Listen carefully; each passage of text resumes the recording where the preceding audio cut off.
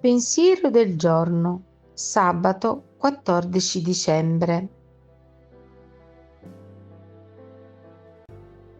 Condividere.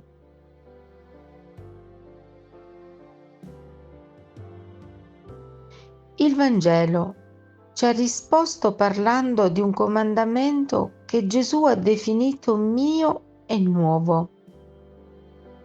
Questo è il mio comandamento, che vi amate gli uni gli altri, come io vi ho amato. Non c'è amore più grande che dare la vita per i propri amici. Ci siamo guardati negli occhi e abbiamo dichiarato: sono pronto a dare la mia vita per voi. Io per voi, tutti, gli uni per gli altri. Questa solenne promessa ha segnato l'inizio della nostra risposta alle 1000 esigenze quotidiane dell'amore fraterno. Non sempre ci è stato chiesto di morire l'uno per l'altro,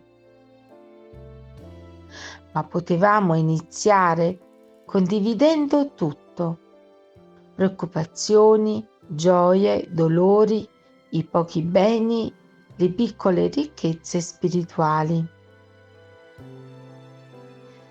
Abbiamo notato un salto di qualità nella nostra vita, in silenzio. Qualcuno era entrato nel nostro gruppo come un fratello invisibile che ci dava sicurezza, una gioia sconosciuta, una pace nuova, una vita piena e una luce inconfondibile. È stato Gesù a realizzare in noi le sue parole: dove 2 o 3 sono riuniti nel mio nome, io sono presente in mezzo a loro. E aveva detto che anch'essi siano una cosa sola in noi, perché il mondo creda. Chiara Lubich, La dottrina spirituale, Città Nuova Editrice. Parola di vita, dicembre 2024. Nulla è impossibile a Dio.